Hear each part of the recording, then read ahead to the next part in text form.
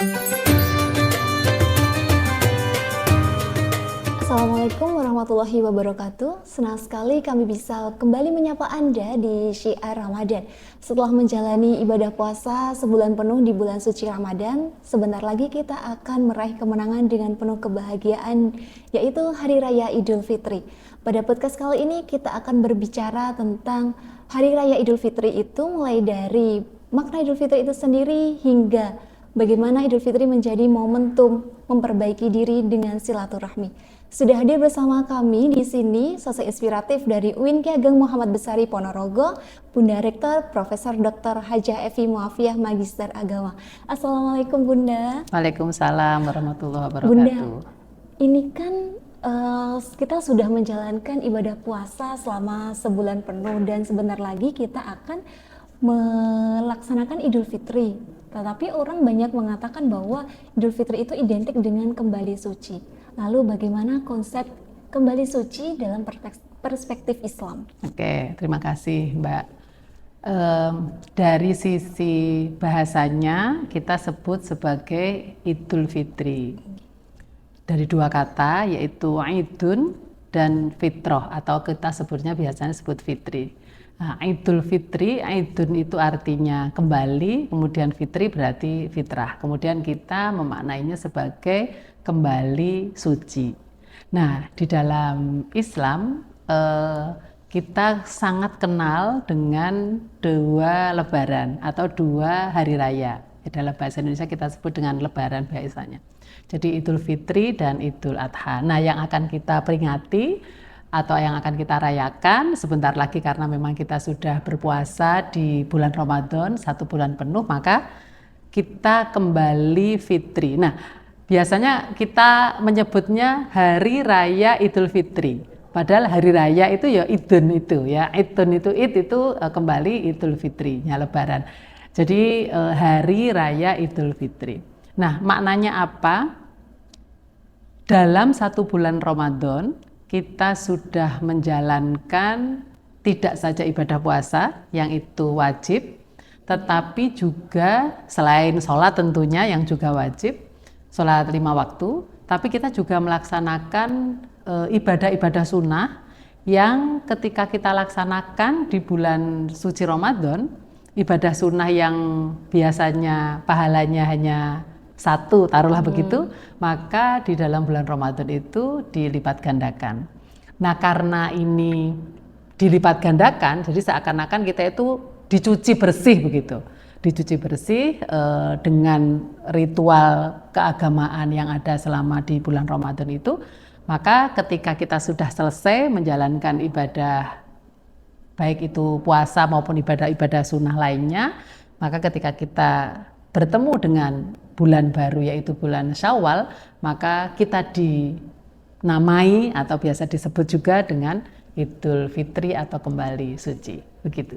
Baik, lalu apa hubungannya dengan ibadah di bulan Ramadan dengan Idul Fitri ini, Bun? Rangkaiannya sebenarnya adalah bahwa Idul Fitri itu di bulan Syawal. Nah, Syawal itu adalah peningkatan. Maka sebenarnya kalau kita punya gambaran atau anggapan bahwa ketika Syawal itu apa yang sudah kita lakukan selama Ramadan itu kemudian selesai begitu saja gitu ya, maka itu sebenarnya salah. Harusnya gitu ya, harusnya justru apa yang sudah kita lakukan di bulan Ramadan itu akan kita lanjutkan di bulan Syawal. Minimal kita ini mempunyai semangat yang sama. Jadi kalau di dalam bulan Ramadan itu puasanya terus-menerus selama 1 bulan, nah kalau di bulan Syawal, nah itu diawali dengan ketika 1 Syawal kita haram hukumnya untuk puasa, maka nanti di tanggal 2 Syawal selama 6 hari atau kita disebut biasanya nyawal atau puasa Syawal, itu upaya untuk betul-betul meningkatkan keimanan kita setelah kita digodok, dicuci selama 1 bulan penuh di bulan Ramadan. Maksudnya sebenarnya begitu, tetapi tidak banyak yang melaksanakan itu. Nah, jadi hubungannya sangat erat ketika kemudian kita ini diberi kesempatan di bulan Ramadan tidak hanya untuk puasa dalam hal ini secara spiritual, tetapi secara fisik juga gitu ya, jasmani kita itu juga kita dilatih untuk bagaimana sebenarnya kembali menjadi lebih sehat lagi dengan cara puasa. Karena Rasulullah menyampaikan bahwa sumu tasihu, berpuasalah kamu maka kamu akan sehat. Nah, budaya untuk hidup sehat selama bulan Ramadan. Ini kalau kemudian kita bulan Ramadannya ini puasanya benar-benar puasa ya, bukan hanya memindah jam makan gitu. Karena kadang-kadang kita salah. Kalau di hari-hari biasa sebenarnya kita itu tidak terbiasa minum makanan atau makan makanan-makanan yang manis, contohnya yang muncul hanya di bulan Ramadan itu biasanya kolak gitu ya, atau cendol atau gorengan gitu ya, atau yang manis-manis lainnya. Tapi kenapa kemudian justru muncul di bulan Ramadan? Nah, ini sebenarnya adalah hal yang salah memaknai kita, karena sebenarnya justru di bulan Ramadan itu kita puasa, jadi bukan memindah jam makan. Nah, ketika kemudian ini sudah kita lakukan selama 1 bulan penuh, maka di bulan Syawalnya kita disunnahkan untuk berpuasa lagi 6 hari, dan bahkan kemudian setelah itu mungkin sekitar ada arahan untuk sekitar 3,5 bulan kita melaksanakan puasa Daud. Jadi 1 hari puasa, 1 hari tidak. Itu sebenarnya untuk bagaimana agar kondisi kita yang sebenarnya sudah bagus di bulan puasa karena kita sudah pola makannya kita terjaga, tapi sekali lagi dengan tidak memindah jam makan saja ya. Nah, maka itu dianggap sebagai upaya agar tubuh ini, jadi puasa dalam hal ini dari sisi fisik, tubuh kita menjadi lebih sehat lagi. Dan kalau secara religius tentu saja budaya kita bangun malam dan kemudian kita sholat tarawih, apakah itu 8 rakaat ataukah itu 20 rakaat, itu adalah sebagai upaya untuk bahwa kita bisa loh sebenarnya melakukan sholat sunnah itu dalam durasi yang agak panjang begitu. Jadi kita selama sebulan ini dilatih ya Bun, secara spiritual dan fisiknya. Iya, betul. Lalu bagaimana cara menjaga semangat beribadah itu sehingga ketika Ramadan ini berakhir, semangat ibadahnya ini tidak ikut berakhir Bun? Nah, ini agak sulit ya, tapi tergantung bagaimana pemahaman kita. Sebenarnya yang perlu kita pahami bersama dan kita tanamkan bersama pada diri kita adalah bahwa sebenarnya Tuhan Allah yang kita sembah itu sebenarnya tidak berbeda atau sama antara yang di bulan Ramadan maupun di luar Ramadan. Jadi Tuhan yang kita sembah itu sama, dalam artian ya Allah Subhanahu wa taala di bulan Ramadan dengan Allah Subhanahu wa taala di 11 bulan lainnya itu kan sebenarnya sama. Tetapi ternyata kita manusia ini kebanyakan, termasuk juga saya, itu masih momen yang kemudian kita utamakan. Jadi ketika Ramadan itu seakan-akan kita itu menjadi sangat Islami begitu. Tapi di 11 bulan lainnya itu kita lupa bahwa sebenarnya ya Tuhan dan apa yang kita sembah Allah Subhanahu wa taala-nya sama. Tapi kenapa kemudian cara kita berpikir, mindset kita, kemudian bagaimana kita memperlakukan diri kita sendiri dalam beribadah kenapa berbeda? Nah, mungkin itu bisa dijadikan sebagai upaya untuk bagaimana kita mengingatkan diri kita bahwa kita ya harusnya di 11 bulan lainnya tingkat keimanan kita, kemudian bagaimana cara kita memahami kita beribadah, melaksanakan ibadah itu ya sama dengan di bulan Ramadan. Jangan kemudian setelah bulan Ramadan kemudian loyo lagi gitu, atau bolong-bolong lagi sholatnya, atau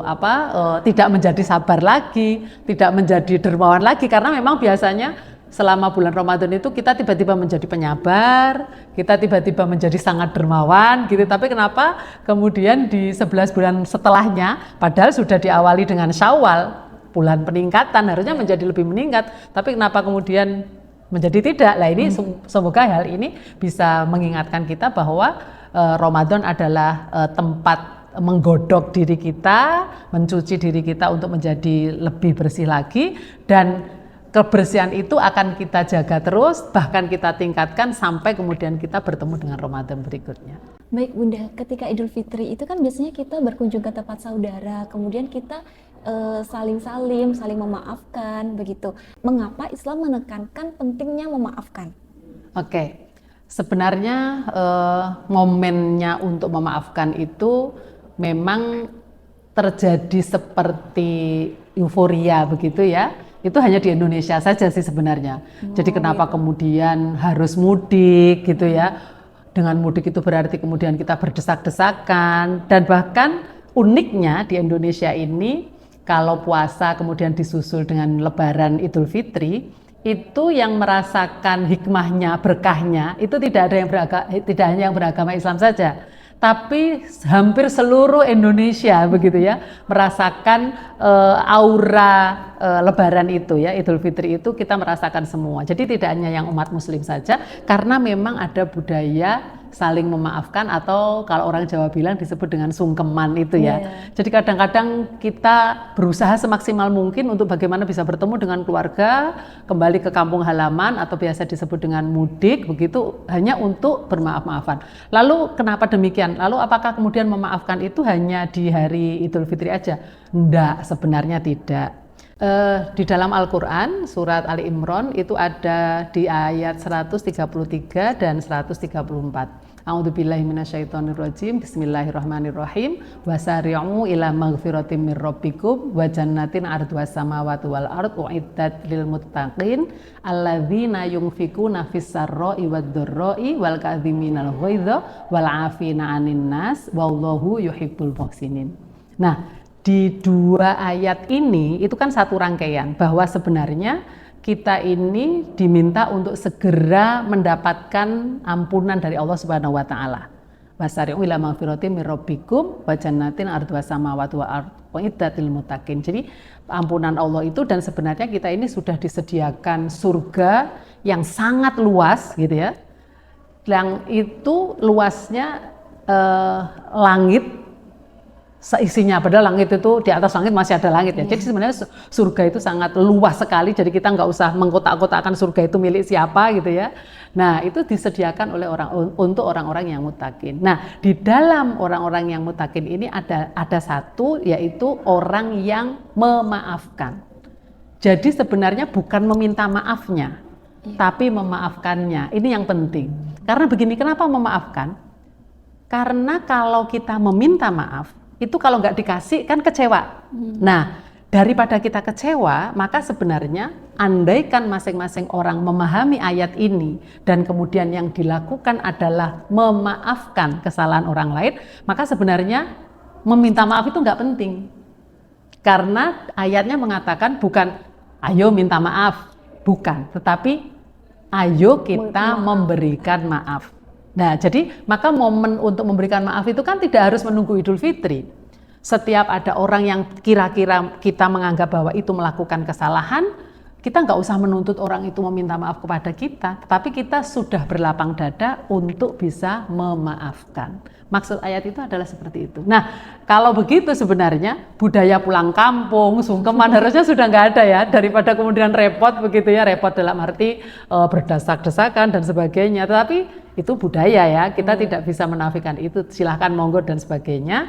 Tetapi bahwa harus kita tanamkan pada diri kita bahwa sebenarnya yang diajarkan di dalam Al-Quran bukan meminta maafnya, tapi yang diajarkan oleh Al-Quran adalah memberikan maaf. Jadi kalau memberikan maaf, nggak usah nunggu Lebaran ketika ada orang, dan itu sebenarnya memberikan maaf itu memberikan aura positif juga kepada kita, orang yang mudah untuk memaafkan kesalahan orang lain. Daripada kemudian memendam rasa marah, itu kan rasanya tidak enak. Tetapi kalau kemudian kita ketika ada orang salah, oh ya sudah, mungkin orang itu khilaf, toh saya juga manusia, mungkin suatu saat saya juga salah, maka ya sudahlah dimaafkan aja. Nah itu kan sebenarnya lebih mudah begitu. Jadi nggak usah ketika misalnya kita merasa bahwa ada orang bersalah kepada kita, lalu kita berbuat salah lagi kepada orang tersebut, berarti kan nggak ada bedanya kita dengan orang itu kan. Kenapa tidak kemudian kita amalkan surat tersebut, ayat tersebut dengan cara bagaimana kemudian kita segera memaafkan kesalahan orang yang kita rasakan itu. Kira-kira begitu. Jadi memaafkan ini harus dilakukan sepanjang waktu nggih, Bun? Betul, memaafkan harus dilakukan sepanjang waktu karena jangan sampai kemudian hati kita terkotori hanya karena merasa bahwa kita tersakiti oleh orang tersebut. Ya kalau kemudian orang itu menyadari bahwa dia telah menyakiti kita, kalau tidak kan akhirnya kita akan mendendam. Nah kalau kita sudah mendendam itu rasanya tidak enak, maka sebaiknya adalah segera memaafkan kesalahan orang lain tersebut dan tidak menuntut orang itu untuk meminta maaf kepada kita. Baik, Dan tak terasa, obrolan kita sudah sampai di penghujung episode. Banyak sekali pelajaran berharga yang dapat kita petik, mulai dari apa itu Idul Fitri dan pentingnya saling memaafkan di sepanjang waktu. Akhir kata, selamat Idul Fitri 1447 Hijriah. Mohon maaf lahir dan batin. Sampai bertemu lagi di Syiar Ramadan tahun berikutnya. Wassalamualaikum warahmatullahi wabarakatuh. Waalaikumsalam warahmatullahi wabarakatuh.